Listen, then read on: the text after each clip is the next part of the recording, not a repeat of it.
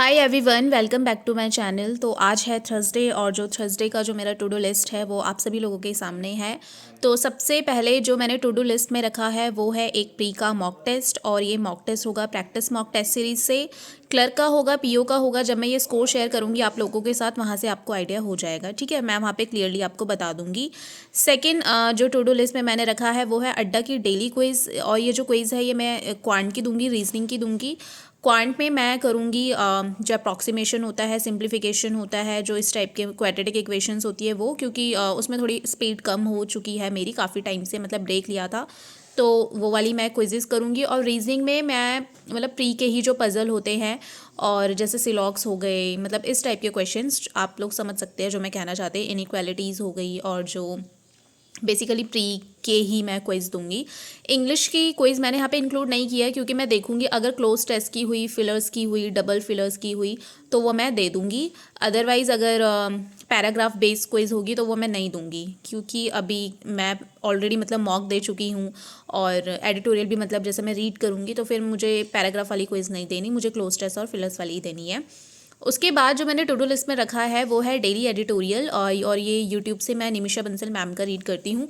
काफ़ी सारे लोगों ने मुझसे पूछा आप एडिटोरियल किस तरीके से पढ़ती हो, तो मैं आपको बताना चाहूँगी। जैसे 2 एडिटोरियल मैम रीड कराती हैं, और अगर आपको मैम से नहीं पढ़ना तो आप खुद से पढ़ सकते हो। द हिंदू न्यूज़पेपर में जो 2 एडिटोरियल होते हैं साइड में, क्योंकि वो ना ज़्यादा लेंदी होते हैं और मतलब ठीक होते हैं। मतलब मेरे को ऐसा लगता है मेन वही 2 है जिसमें इन्फॉर्मेशन होता है, मतलब एक कह सकते हो आप, मतलब करंट अफेयर्स टाइप, जो करंट न्यूज़ जो होती है।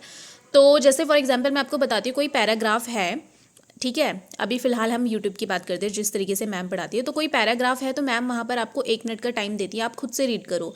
खुद से जब आप रीड करोगे तो आप कॉम्प्रहेंड करने की कोशिश करो पैराग्राफ क्या कहना चाह रहा है, मतलब पॉजिटिव वे में है, नेगेटिव वे में है, इस तरीके से आप कॉम्प्रहेंड कर लो। और फिर मैम का सुनो, जब मैम उस चीज़ को एक्सप्लेन कर रही है तो फिर आप वहाँ पर मतलब अपनी चीज़ को देखो और उस चीज़ को वहाँ पर मतलब इम्प्रूव करने की कोशिश करो कि आप किस तरीके से रीड कर रहे थे और एक्चुअल में उस पैराग्राफ का मीनिंग क्या है जो मैम समझा रही है। तो ऐसे जब आप डेली प्रैक्टिस करोगे तो बहुत इंप्रूवमेंट आप लोगों के अंदर आएगा, और मेरे अंदर भी इंप्रूवमेंट ऐसे ही आया था। और वोकैबलरी मेरी मैम के एडिटोरियल से ही हो जाएंगी, वहाँ पर 10 से 15 वोकैबलरी होती हैं, कुछ फ्रेजेस होते हैं, फ्रेजल वर्ब्स होते हैं, ये सारी चीज़ें होती हैं, तो वो प्रैक्टिस मेरी वहीं से हो जाएगी। उसके बाद है करंट अफेयर्स। करंट अफेयर्स मैं करूँगी 21 से 25 मार्च का, 5 डेज़ का ही करूँगी, और ये मैं करूँगी स्टडी आईक्यू का। एज़ यू नो मेरे पास स्टडी आईक्यू का ही सब्सक्रिप्शन है, और किसी ने मुझसे क्या था पूछा था कि is only study IQ is enough, तो मैं ये तो नहीं कहूँगी कि इनफ होता है, एक और आप लोग लेके चलो, ठीक है।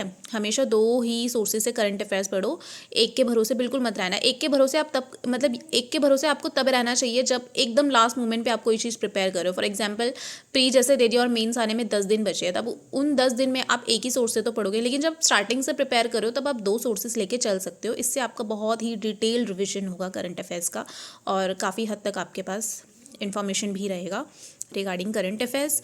उसके बाद मैंने आपको जैसे कहा था, आई एम मतलब दिस ईयर मैं अब एसएससी सीजीएल का भी फॉर्म फिल कर रही हूँ, तो उसके लिए एडवांस मैथ्स, ठीक है। एडवांस मैथ्स में वो जो होता है ना मेंसुरेशन, वो मुझे बिल्कुल नहीं आता, बिल्कुल मतलब वही था स्कूल टाइम में पढ़ा था, और मुझे इतना खास पसंद भी नहीं था, बट अब वही है ना, अब जब करना है तो करना है। तो उसके लिए मैं अभी यूट्यूब पर मतलब मुझे सजेस्ट किए थे, मैंने आप ही लोगों से पूछे थे, तो काफ़ी सारे लोगों ने मुझे फ्री जो कंटेंट होता है वो बताया था, और कुछ टीचर्स के नेम भी बताए थे, तो उन्हीं से मैं ये पढ़ूंगी। और ज़्यादा नहीं, 1 घंटा ही मतलब मैं अपना थोड़ा बहुत करूँगी एडवांस मैथ्स का, सिर्फ 1 घंटा। उसके बाद है जीएस। जीएस के लिए मैंने टिपिकली मतलब 1 आवर एकदम साइड रखा हुआ है कि 1 घंटा तो मुझे करना ही करना है। तो इसमें जो मेरा टॉपिक होगा ये मतलब मेरे को अभी ना स्टार्टिंग में इंटरेस्ट नहीं आ रहा, तो मैं क्या सोच रही हूँ स्टार्टिंग में मैं वो पढ़ूँ, ज्योग्राफी, ठीक है, क्योंकि इंटरेस्ट तो लेकर आना है ना, क्योंकि पढ़ने वाला सब्जेक्ट है तो थोड़ा हो जाता है, मतलब समझ सकते हो आप लोग, क्योंकि हमेशा से बैंकिंग में पजल डी आई यही करती आई थी, तो ये थोड़ा सा अलग है मेरे लिए, बट मैं ट्राई कर रही हूँ कि मतलब अच्छे से मुझसे हो जाए। तो ये थी मेरी टू डू लिस्ट आज की, और कल का भी मैं अपना टू डू लिस्ट आप लोगों के साथ शेयर करूँगी, और आप लोग भी कमेंट सेक्शन में ज़रूर बताना आप लोग क्या क्या पढ़ रहे हो और किस तरीके से पढ़ रही हूँ। और बहुत जल्द मेरा एक व्लॉग आने वाला है, और आप लोग देखना, मतलब उसमें पूरे दिन भर का मेरा शेड्यूल है, किस तरीके से क्या मैं पढ़ती हूँ, ठीक है। तो चलो फिर, अगर आप चैनल पर फर्स्ट टाइम आए हैं प्लीज़ सब्सक्राइब करना, वीडियो को भी लाइक करना। अब मिलेंगे कल, bye bye and take care.